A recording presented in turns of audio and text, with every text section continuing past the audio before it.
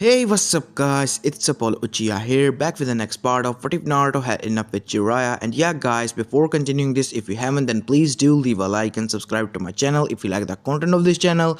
And without further ado, let's continue with our story. Sure enough, the elders were right about not liking Tsunade's decision regarding Naruto and letting him do what he wanted should anyone or someone try to mess with him. It was quite the shock and wake-up call for Konoha to see the boy they hated suddenly retaliate against them. The first to feel his wrath was the payroll department, following his return to the village after killing Orochimaru and Kabuto while bringing back Sasuke. They had tried to cheat him of the full amount from the bounties and mission pay, stating demon tax along with some other nonsense, all with cruel smiles on their faces since they had done it before to him without fearing for being punished by the higher-ups and Tsunade Hokage predecessors. If anything, they were encouraged to do it. Naruto's response, beating them bloody before throwing their bodies in front of the hospital. Naturally, the idiots wanted to press charges against him and make a big deal out of it before the Hokage, and why not?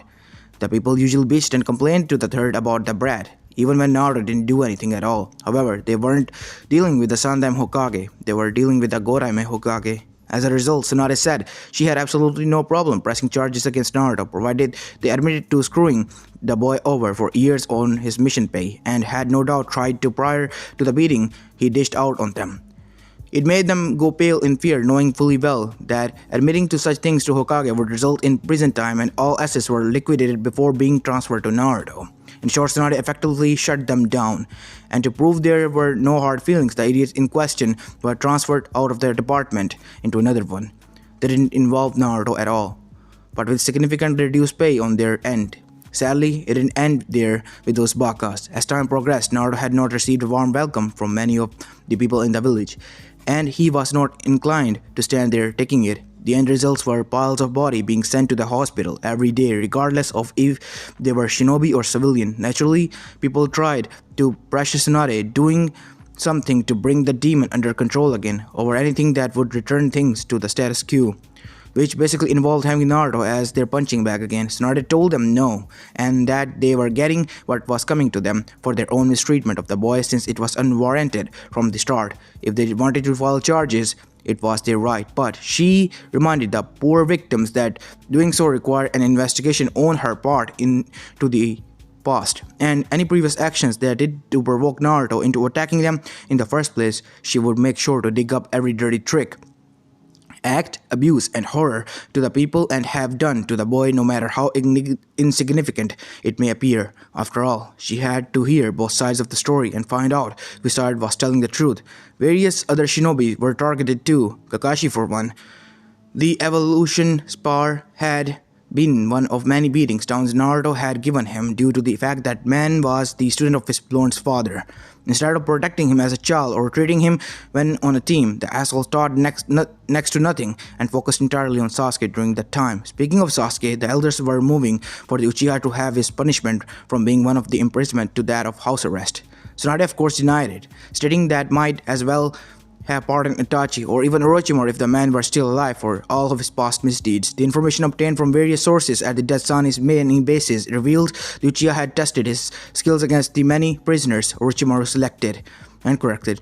Sasuke had killed, crippled, maimed, and tortured many people, either for training or to satisfy his various dark appetites. So why give the Uchiha any leeway at all? Because of his bloodline? It wasn't as special as everyone made it out to be, given all you had to do was use flash bombs or other various methods to hurt an person's eyesight. Tsunade knew there were shinobi that didn't have the Jutsu bloodline and were 10 times stronger than the Uchiha at the brat's age. Still, rumor had it the elders were going to use some law that they often use to get their ways and overrule her standing on the matter, which they did. Only when they came to free Sasuke from the cell, they found two Anbu, secretly root Anbu guarding the cell, were killed and dead in a brutal fashion, and the Uchiha was found dead in the cell. The boy had both of his eyes ripped out of his sockets, and leg and arm were missing. His intestines ripped out in pile on the floor, and upon further inspection, noticed blood pools between his legs. Unrelated to the last one, the final injury indicating someone had castrated the Uchiha to prevent anyone from having his children and to rebirth of the Uchiha clan. Naturally, they blamed Naruto, which he openly admitted to doing without shame once brought before the Hokage, the elders, and the clan heads. Originally, Danzo pushed for Naruto to be imprisoned for the act, calling it treason, and proclaimed him an enemy of the village. He never realized it until the bronze trap was sprung, as Naruto wanted to Warhawk to make a spectacle out of his during this trial.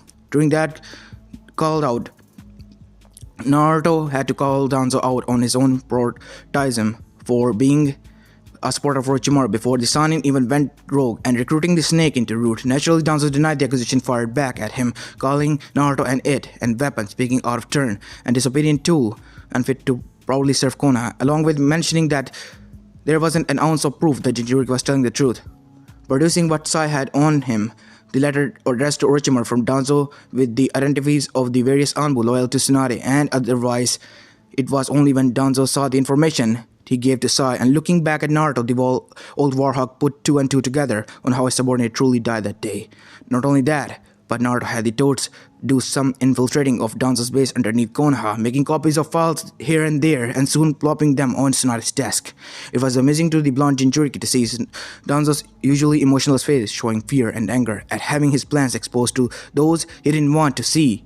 Said plans. Even worse, Naruto had surprised him by using a small Venjutsu to cut off his bandages around the Warhawk face to reveal the Sharingan eye hidden there. Before Danzo could even move to flee or summon Root to aid his side, chakra chains from Naruto wrapped around him and squeezed the point where the man cried out in pain from the pressure. By the time a chakra suppressing tag could be put on Danzo was on his knees and glaring up at Naruto's face. The boy had placed a seal right on his forehead and was so strong it actually forced the Sharingan eye in Danzo's head to turn back to normal. Or, to further prove it came from an Uchiha, even worse, for the Warhawk, his hidden arm had been exposed, with the arm itself was looking like it was rotting from the lack of chakra running to it, along with the Sharingan eyes, literally crying bloody tears. Danzo, of course, was defiant to the end when called out about this action, stating that everything he did for us, for the Konoha, he was a patriot, doing what no one else had the courage or strength to do when it mattered most. How he should have been the Hokage, how Risen cheated on him out of the first time around thanks to Tobirama, and even later on when Minato became Hokage Orochimaru. Since the Sannin had once been in his Root program, Danzo felt he could hold more leverage through his former subordinate and be the true leader working from the shadows to bring about his new vision of Konoha.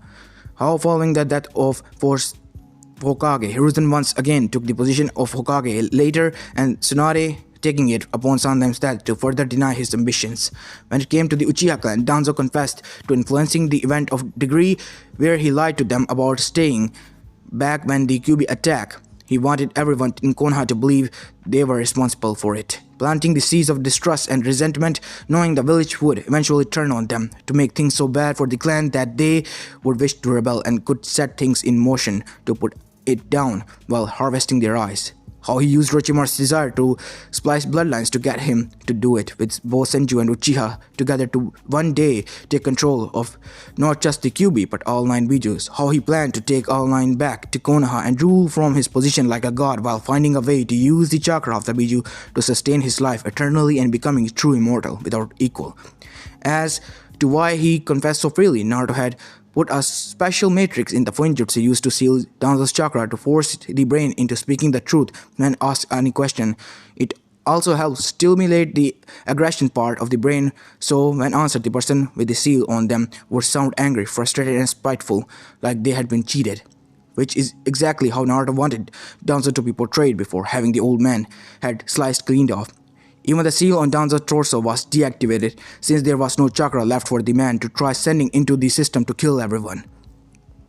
With Danzo out of the way, Tsunade quickly had the other 2 elders arrested despite their own vocal protests until Naruto told them they had 2 choices. One being they were imprisoned in their homes until they're dead. The second was him killing them both here in the office and have their sins brought to light and shaming them forever along with Danzo. They quickly took option 1, but they still gave him a glare for doing this to them, as if it was his fault they had done such horrible things in life. Naruto responds to their glare, telling them to fuck off and get the fuck out of his sight before he did to them what he did to their favorite Uchiha. He would visit and kill their wrinkled old asses later, of course. They still could try, rallying the Rootnin Danzo had underground to stage a last time or minute coup against Tsunade. No one wanted that. With the internal threat to Konoha taken care of now, Tsunade could reinforce her effects on Akatsuki. At the moment, the group was down to 2 whole members, with Sasuke death eventually getting out. The Hokage had no doubt Itachi would come back to Konoha to pay a visit to find out what happened to his little brother, and she wasn't disappointed. Itachi had come back to Konoha to kill Naruto, since he knew the Uzumaki would be the only one to go that far to hurt and kill Sasuke. The man was livid when he came back to village, after Zetsu had revealed what happened to the young Uchiha.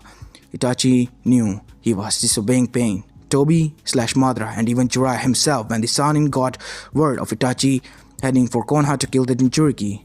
Uchiha Itachi wouldn't hear them. He was out for blood, Uzumaki blood, Naruto's blood.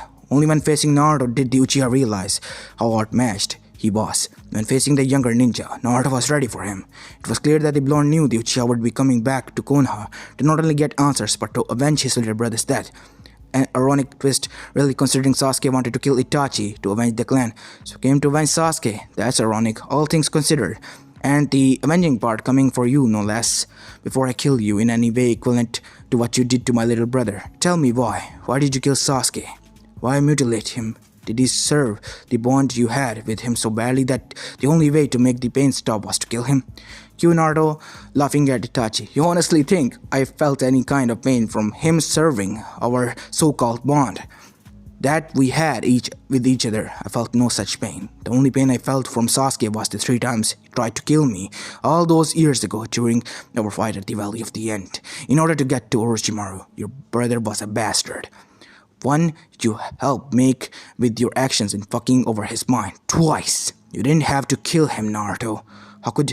He could have been imprisoned, rehabilitated from the ground up if possible. You honestly believe that after Orochimaru invested those 3 years into molding your little brother into his perfect next host, you think Sasuke was going to stop walking his angry path of darkness and vengeance directed at you? If you managed to end your life, what makes you think he would stop hating? Stop hurting others because you were dead. Because of you, hatred is the only thing Sasuke knew when it came to having a purpose. With you gone, Sasuke would have been a wild, rabid animal roaming the elemental countries, killing just about everything and everyone who so much as sneezed right in his general direction without pity, mercy or remorse. You don't know that? Actually, I do. He told me as much before I killed him. You lie. Not about this. Why do you think I did what I did? He was going to be released from his prison by Danzo and the elders. Going around the Hokage's authority, his guard were Danzo's Rootnin. They relayed to him what Danzo told them. He was going to be under house arrest with Anbu supposedly watching him. Though we both knew it would be the Root Anbu watching him, not the ones loyal to Hokage. That doesn't explain why you killed Sasuke and that he admitted to killing people after I was dead. But it does. I easily killed the Root Anbu myself and saw Sasuke in his cell with chakra suppression cuffs on. He had this knowing smirk on his face, as if everything I had done would mean absolutely nothing. You should have heard him talking in his usual superior attitude, how he was going to get let out, how he was going to train, how he was going to turn the will against me for the brutal beating I gave his ass before bringing him back to Konoha. How he was their favorite, how in eyes of the village he could do no wrong. How he was going to pay them and play them like a fiddle into believing going to Orochimaru was a mission to grow strong while infiltrating the Sanin's base of operations.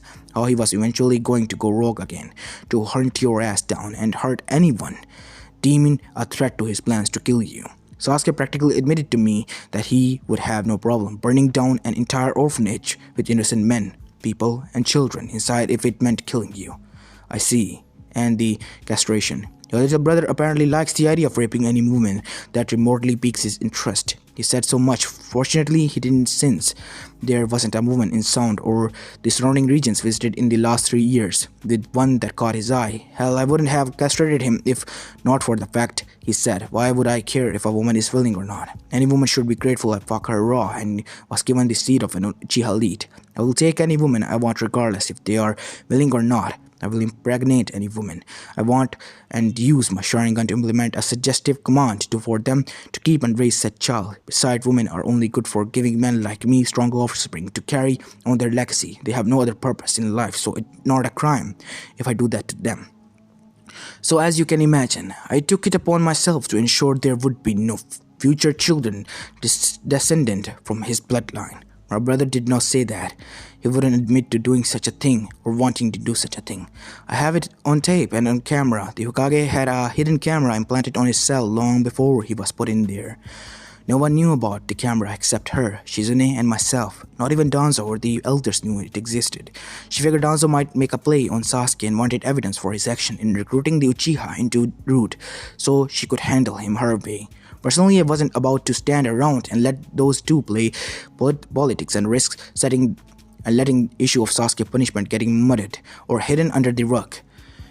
I took the direct approach to the matter, and as a result, I was fully able to expose Danzo's scheme. I also know you aren't the traitor. The Sandai and Konoha painted you to be following that night. No one can know the truth. The populace would never understand. It would only make the Uchiha clan hated for all the time. Even if Danzo was the one to cause it in the first place, I don't care about your clan. I don't care about what you feel or think, Itachi. You made your brother into a monster. You made him into a hating, feeling emo piece of shit, all so he could one day kill you. And for what? All to redeem the Uchiha clan, when in truth it was doomed the moment you started ending their lives. And now that Sasuke is dead, your so-called chance for clan being redeemed is lost. No thanks to you.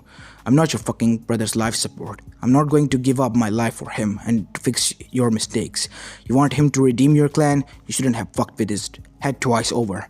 You turned him into a rabid dog. You should have surprised when someone comes along in an attempt to put him down and do it successfully. All the same, you will suffer for killing my little brother. You will suffer for not carrying out your purpose in life. The Sandem saw you as a village sacrifice to save us from destruction. You were meant to be used and such repeatedly over time. The fact you refuse to accept this truth is a betrayal of his trust in you, a betrayal of this village.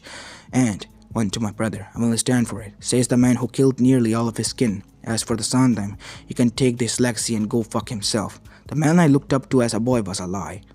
It was always a lie, to cover for his mistakes, his shame, and his weakness in being sentimental to the wrong people. He was soft on Danzo, he was soft on Orochimaru, he was soft on your clan, and he was soft on Sasuke.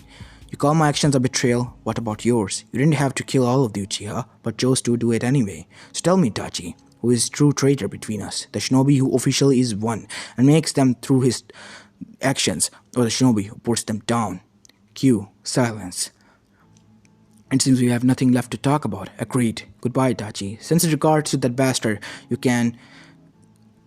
call a brother in hell, your first Jinchuriki. The battle between Naruto and Itachi was fierce, both coming at each other with intent to kill, but not even Itachi, for all his skills, training and power with his Sharingan eyes, could match Naruto's mastery of using Kurama's chakra mixed with Senjutsu. The entire time they were talking, Naruto had been absorbing it right into his body and gearing up for the fight. And boy did they fight. When it was over, the training fields looked like it was a war zone. The trees were either uprooted or incinerated. The ground had craters everywhere with ninja weapons scattered all around. And on the ground, in the biggest of the craters, was Itachi, or what was left of him. The Uchiha had tried to use Susanoo against Naruto, while the Jinchuriki used his hidden ace up his sleeve in the form of Rasen Shuriken to obliterate anything Itachi could muster of defense. When Naruto walked over the remains of Itachi, he saw the man was barely clinging on to his life. His limbs were gone. One way or another, his eyes were destroyed, and most of his internal organs were destroyed by the overall attack. It was actually a miracle that Uchiha was still alive for as long as he was the one to have the final conversation with Naruto before death. You won't win, Naruto. Your enemy, your true enemy, Akatsuki, is stronger than I am. My death will only delay the final confrontation. The plan the Akatsuki has created for the 9 Biju was set in motion before you were born. Back when Jiraiya was still in his prime. How much does Jiraiya know about the Akatsuki? Has he kept anything from Tsunade? From me, things not even the Doors know. Yes, he knows this about the organization from what I was about to tell him. Things not even the Hokage knows. Jiraiya kept things even from the Sandai. As for the Doors, if they knew the true extent of his involvement in certain events leading up to the Akatsuki birth, it would anger them greatly. Why? Tell me. Why? Because the leader of the Akatsuki is known as Pain, and his partner Conan were former students of Jiraiya. He founded them as orphans near Ame, along with a third boy named Yahiko. He trained them to survive the harshness of their environment, and saw one of them had the eyes of the sage, the Rinnegan. If that is true, why didn't he take them with him back to Konoha? Why didn't Jiraiya raise you when it was his duty as your godfather? Point taken. So what happened next? I honestly don't know. All I know is one of them died and Madara came along shortly to corrupt the organization, capturing the 9 Bijus and using their combined might as a deterrent for war was his idea. He's implemented in Pain's head the ultimate weapon to be used as a deterrent to force peace on the world. But it's a lie. Madara has other plans that do not involve such things. Madara is dead. He's too old to be alive. The man claiming to him says otherwise. What does he look like? Does he have Madara's armor? Does he have the Sharingan? No. He has a spiral mask, standard ninja gear around the Akatsuki robes, and calls himself Toby in front of the other group. Plus, he portrays to be an idiot, or so the non-members of the Akatsuki knows he is Madara. But to answer your last question, yes, he does have the Sharingan and can turn it off. Only an Uchiha can do it, that.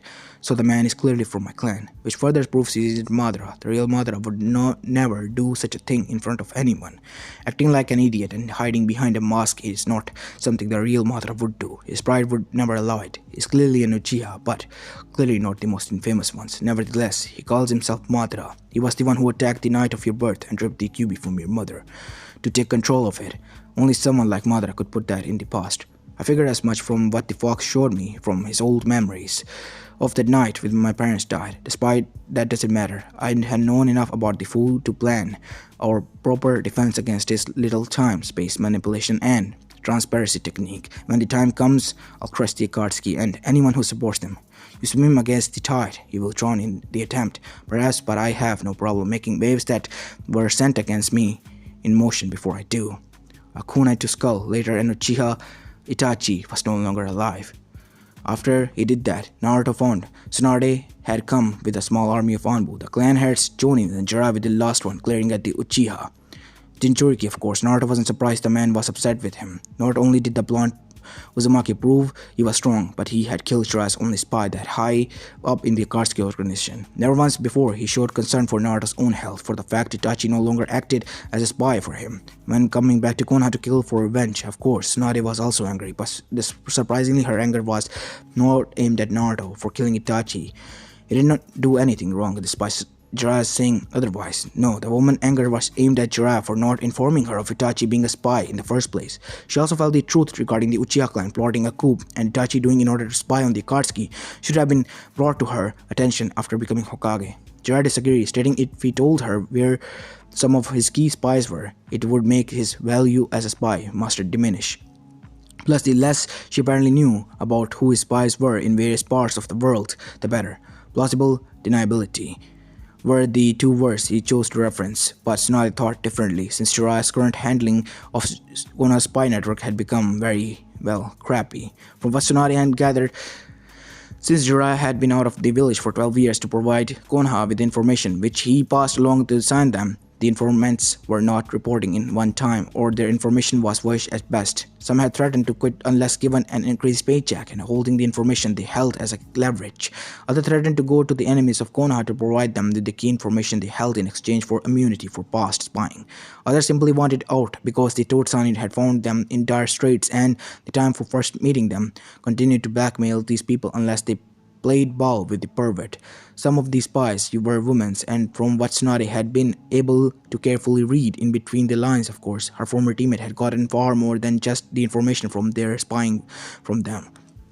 If it wasn't for the fact that they were in such valuable spots and needed for them, Tsunade would pull the spies, special women, out with those willing to take over, but she knew replacing old spies with new ones was extremely tricky, and there was also the fact if she assumed correctly about some things, Jiraiya would never let those female spies go on living with knowing the tables would turn on him in terms of who was blackmailing who. If those women, if allowed, told the various people in positions of power about Jiraiya and what he did to them in order to obtain their loyalty as spies, among the other things, it would not only serve damages his already questionable reputation, but on Konoha in a bad light as well.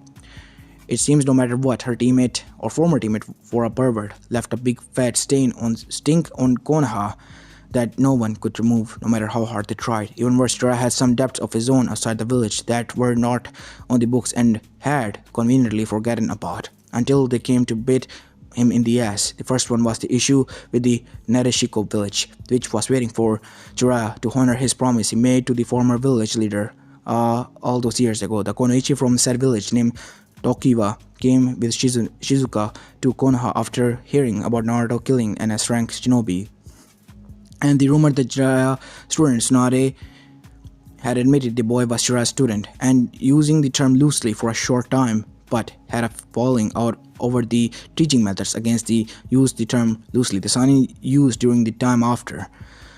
After hearing what Jiraiya had promised, Tsunade had all the more reason and desire to smash her former teammate head into the ground before breaking every bone into his body, starting with the tiny one he had between his legs, since this seemed to be where his damn brain seemed to relocate itself 98% of the time. As for Jiraiya himself, the pervert had conveniently made himself scarce when hearing how two Konoichis from Nadeshiko had come to Konoha. Fucking coward. As for Naruto, he accepted the challenge, but on the condition of choosing to nullify any marriage agreements between them.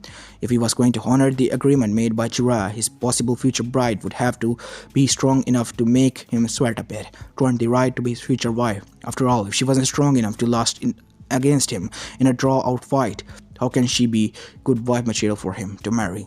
If he wasn't impressed, the arranged marriage would have been nullified, and that would be the end of it. Shizuka found it acceptable, and surprisingly so did Tawaki, who smirked at how Naruto was able to turn their village laws against them. Shizuka hated those laws, and that said she had to fight the man who would be her future husband. If he won against her, the man she loved was dead, and closing of her heart was the only thing left for Shizuka to do. Even with Naruto's condition, Shizuka still wanted this whole mission to end and just let him win by default.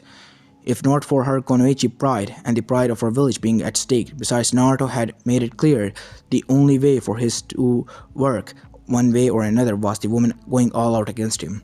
And so they fought, with Tsunade and Tokiwa as witnesses, to eventually, along with very curious Konoha shinobis, only to have a pest and puppeteer named Kokyu, who wanted Shizuka for himself and to rule Nadeshiko like a king, to interfere in the fight. Of course, he was easily crushed thanks to Shizuka destroying his puppet, and he was quickly arrested by the Hokage for his entering the village illegally. The fight between Naruto and Shizuka continued, with the latter trying to hit the former with everything she had, but in the end the Konoichi failed to so much as to make Naruto bleed. Even for a second, it was clear that he was just too strong for her, and he could not win no matter what she did. In the end, Shizuka lost, but at the same time won the right to live freely without having to be married to someone she didn't love. Not that she didn't find Naruto ugly, quite the opposite. She found him handsome, and quite after getting to know him following their fight, and almost made Shizuka regret not marrying the young shinobi.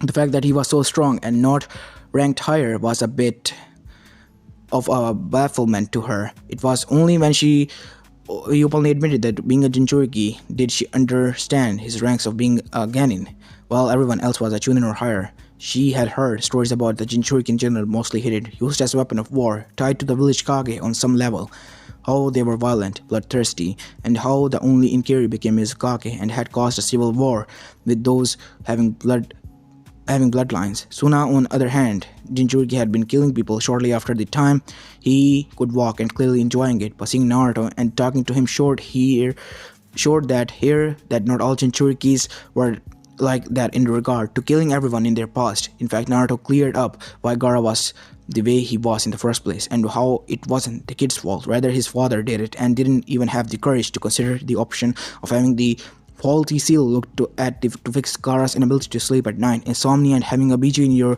head constantly talking about killing and spilling blood and was not good for someone's mental health.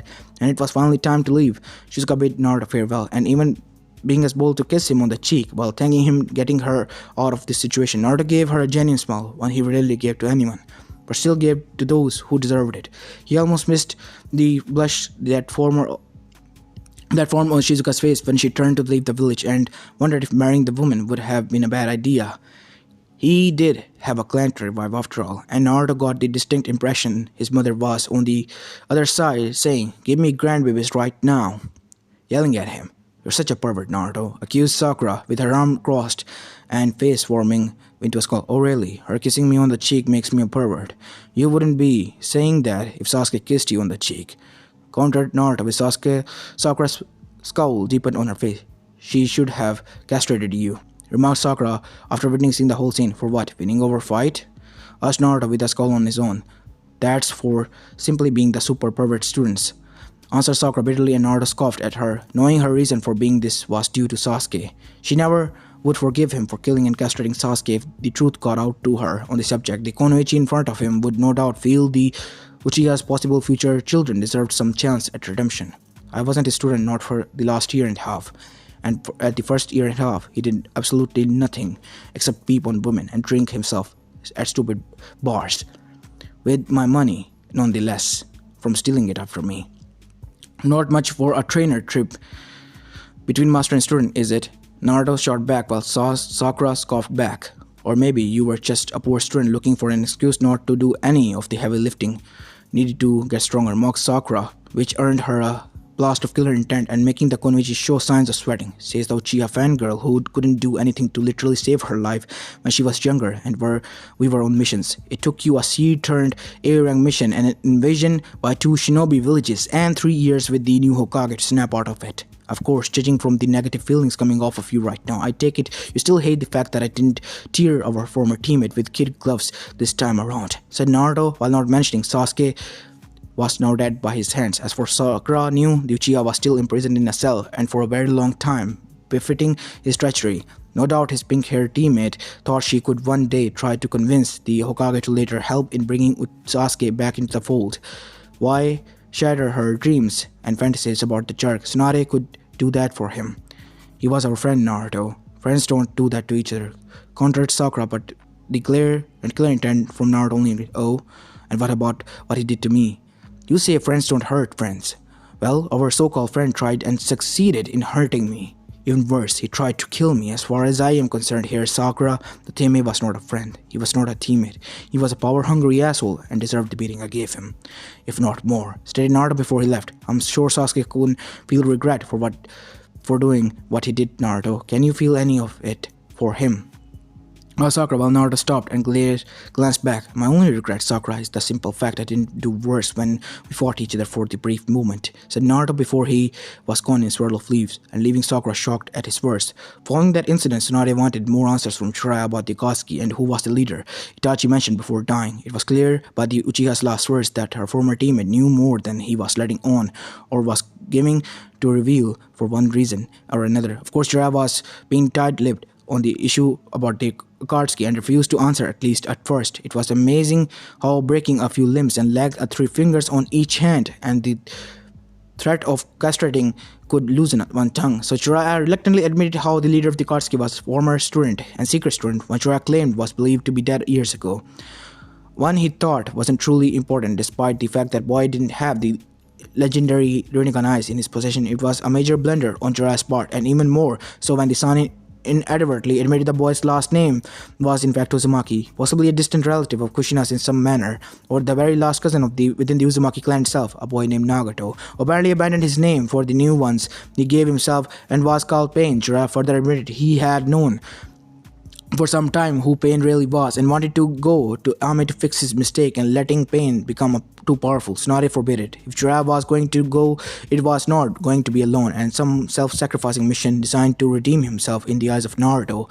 She knew Jiraiya well enough that he would do such thing for 2 main reasons. One, to avoid the fight that she knew Naruto really wanted to have with him, and second, to make sure that his noble action left a powerful impression on Naruto's own psyche, to influence the boy to doing things while Jiraiya benefits and believes, not his own, essentially hijacking Naruto's own free will and trying to control it from beyond the grave with his memorable actions of sacrificing himself from the greater good. Naruto didn't have it and told Jiraiya as such. He wouldn't allow Jiraiya to go get out of their fight using Pain as an excuse, nor allow the man to sacrifice himself in the hopes of his death would have some kind of influence from beyond the grave. Angered by this, Jiraiya shot back, saying he didn't give a damn what Naruto wanted and never did care about the start. He was going to ensure the prophecy was fulfilled and his dreams would be realized over all others But before either Naruto or Tsunade could say or try to say anything, Jiraiya reverse summoned himself back to the home of Toads to recover there. Tsunade swore and cursed at Jiraiya for being a moron and trying to do something that had long-lasting consequences for those who had to clean up these messes. However, Naruto chose to be calm about it, like the Toads taught him when training under him. Focus your mind, young tadpole. Rushing into things can get you killed. The past history of doing is so proof of this. Think about what is happening and who is involved. Think how they might act and react accordingly. You do not need a dojutsu like the Sharingan to predict every single move your opponent makes. Just the major ones.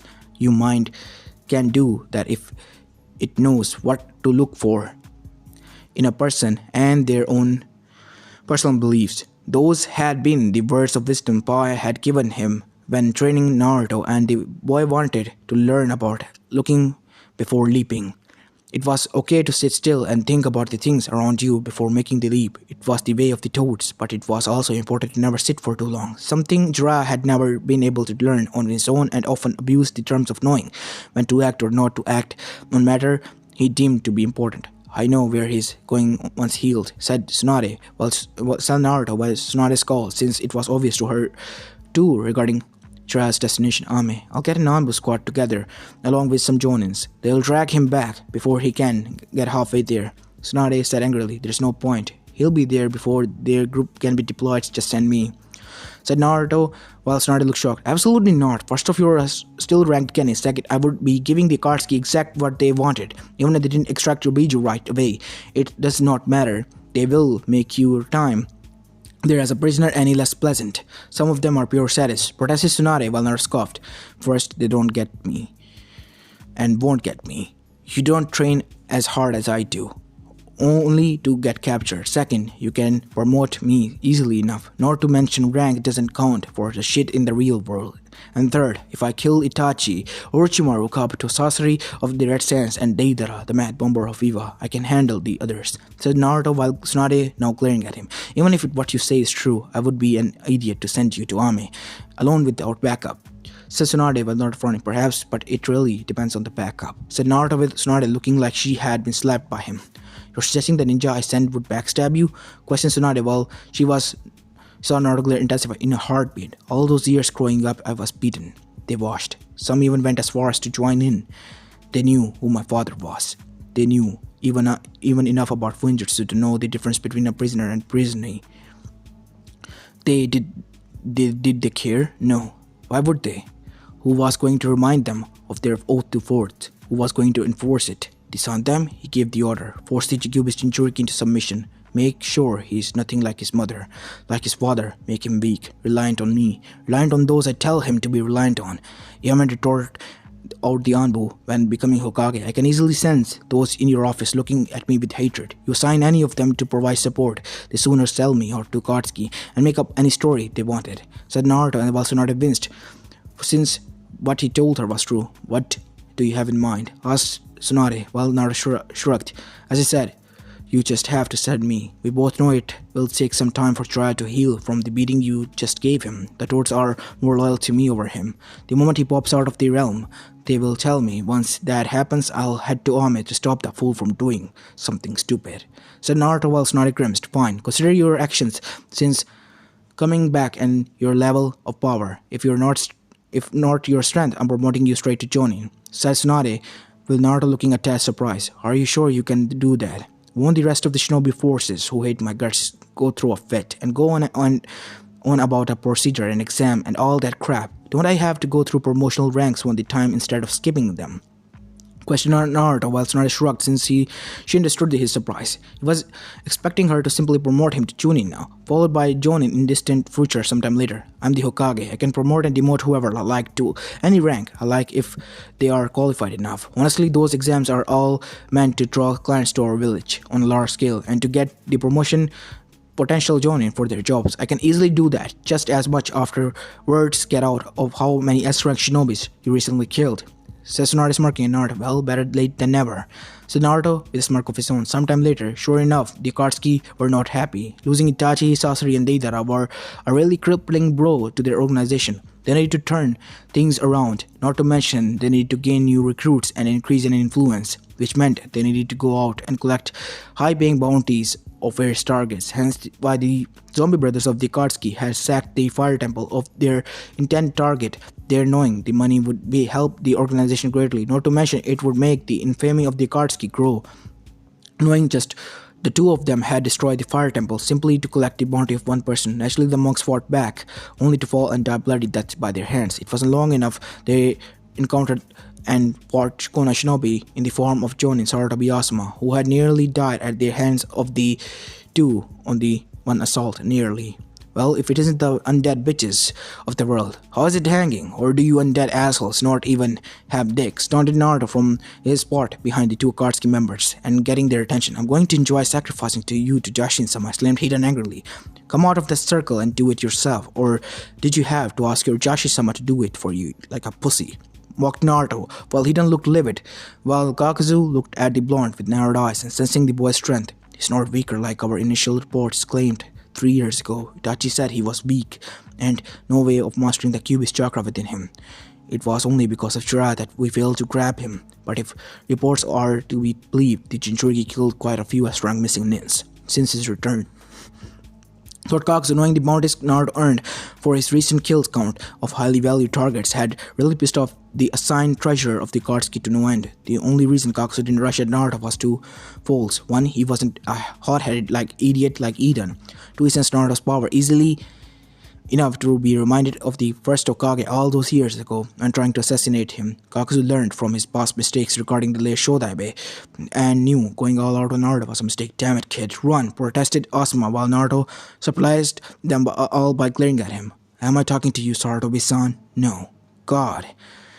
Good. Help is on the way, so stay still and try not to bleed to death, said Naruto before forcing onto the two Akatsuki member. A little harsh on your fellow Jonin, I see, commented Kakuzu while getting ready for a fight. His father wronged me when I was a child, not to mention the fool took a shot at me once when coming out of a bar drunk off his ass when I was 6 years old, said Naruto while Asuma winced from the memory since he did have a slight remembrance of the moment despite the drunk haze.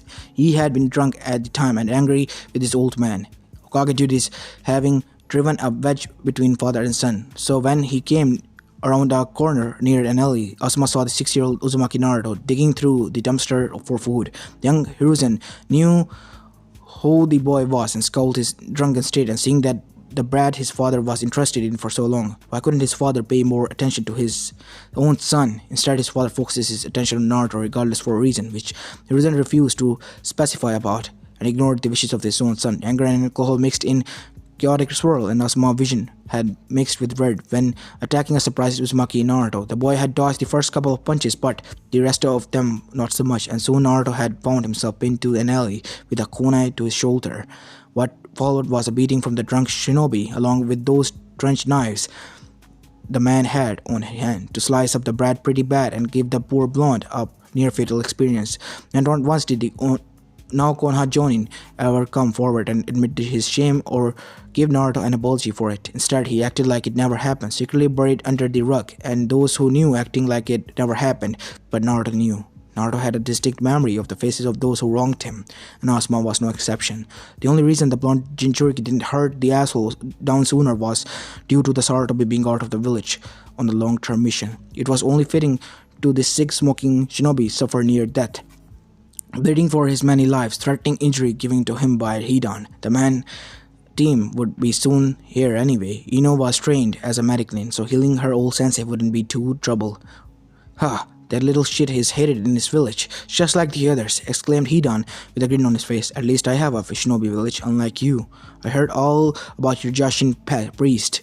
Your shinobi village lost its ball to be won, and you went on a rampage as a result. Must have hurt to know your village didn't have what it takes. Did you cry? Whine like a bitch?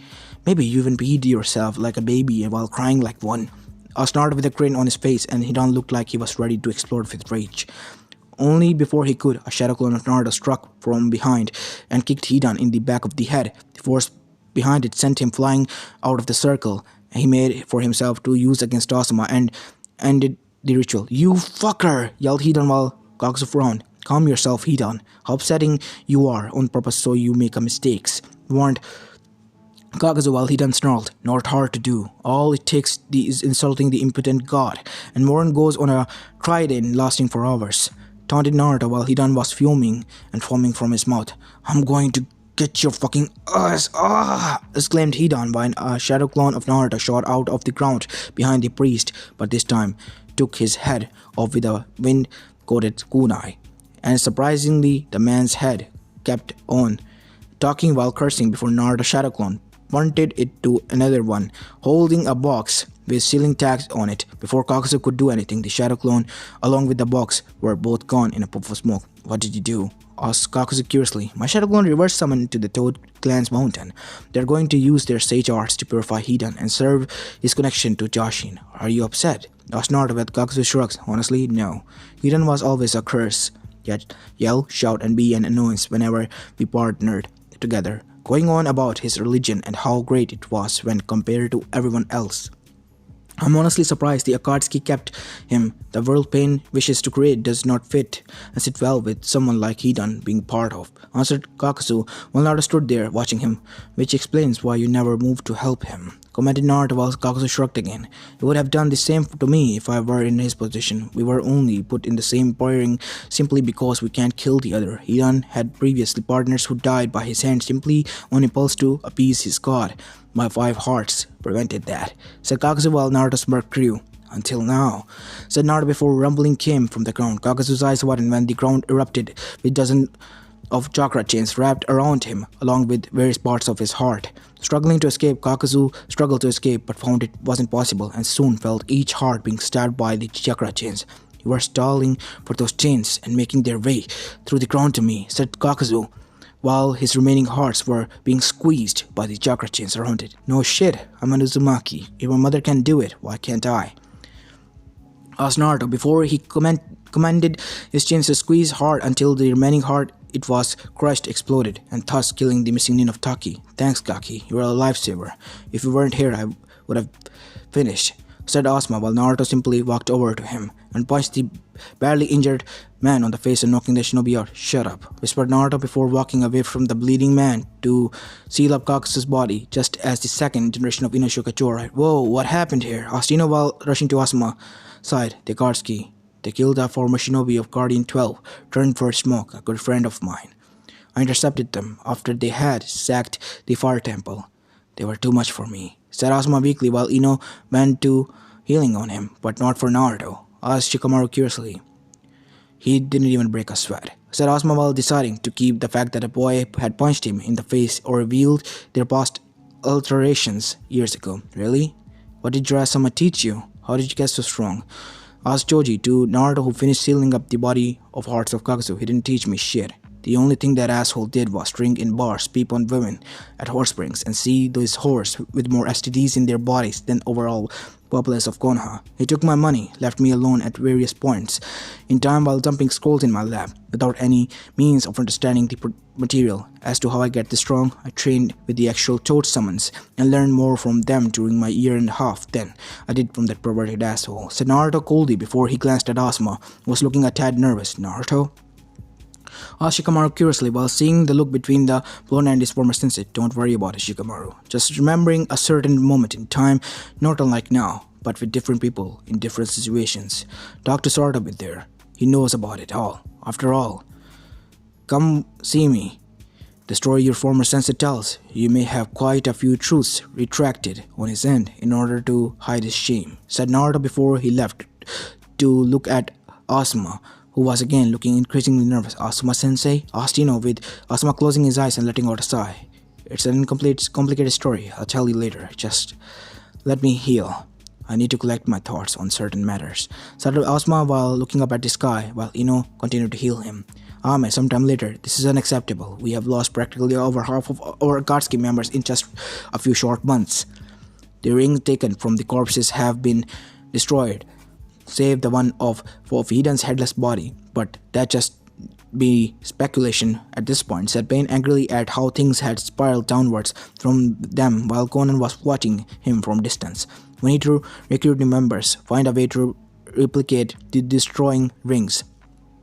remarked Conan while Toby shook his head. Those rings were one of kind. We can't make new ones yet. Not without doing some serious research and finding the means to make more. It could take years, decades, times you do not have. Time what we don't have, said Toby in serious tone. Where's Kisame? Asked Conan since he wasn't there. He went out to capture Iwa's two Jinchurikis alone. I was going to send Zetsu or even Toby here with him, but he refused. He said taking on two Jinchurikis might make things interesting for him, said Pain while Conan narrowed her eyes. And you let him go? Asked Conan while Pain nodded. There was no point in refusing him. Besides, if we sent there Toby or Zetsu with him, I have no doubt they would have been targeted by the man's sword.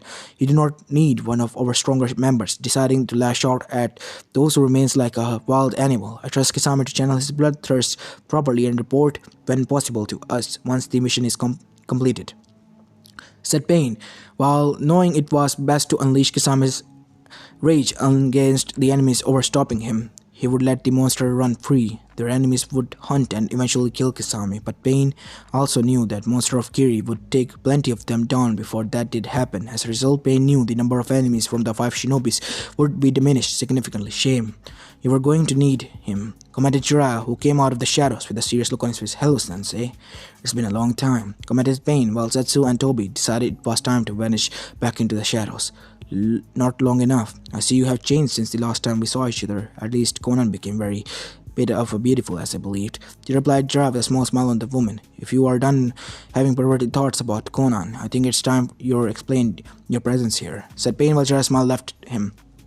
To fix my mistake I made in the past, namely with you, answered Jiraiya with Pain staring at him impassively. You have known of our activities for some time, yet you are personally interfering now all the time. Why? Questioned Conan, while Pain watched Jiraiya's body movements. Personal reasons, commented Jiraiya, while Pain knew that while it was true, it was also a lie. Half-truths, Jiraiya-sensei. You always hated it when we told you lies or half-truths. Don't tell me you've become a hypocrite since the last time we saw you, commented Pain, as he recalled a time when Jiraiya always demanded they tell him the truth, and hated how the 3 orphans of Ame would try to deceive him. Enough talking. Time to end this, said Jiraiya while Pain nodded. Agreed. Conan don't not interfere, ordered Pain while Conan nodded and took several steps back. You underestimated me, Nagato. You always did, said Jiraiya with a smirk before he summoned Pa and Ma to his shoulders. Nagato is dead. I am Pain. As to underestimating you, I was a child believing you were someone to look up to when growing up. Now I find myself staring at a man who plays the fool to hide his failures and inadequacies during his lifetime for being in the shadows of everyone around him, commented Pain while seeing Ma and Pa towards on remaining calm despite Jiraiya's call. And did they secretly place something on the back of Jiraiya?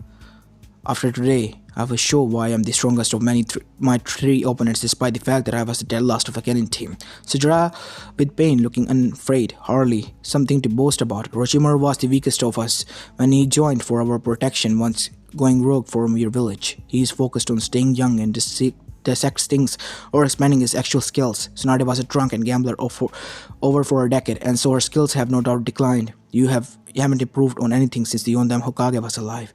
You are the strongest of your 3 teammates due to their skills being rusty or neglectful, while you have staying, said Pain mockingly while Jiraiya gritted his teeth. We'll see, said Jiraiya before he used his imperfect version of Sanin Modo after he gathered enough Senjutsu chakra during the conversation. Not see, more like I know, said Pain before his other 6 spots of pain suddenly appeared, and now Jiraiya was a tad nervous. Oh crap, thought Jiraiya while he braced himself for the fight that was going to come. This was going to hurt him a lot. As this is where I'm going to be leaving this part of, guys. I hope you like this one, and if you do, please leave a like and subscribe to my channel if you like the content of this channel. As this is Apollo Uchiha and I'm signing out. Peace.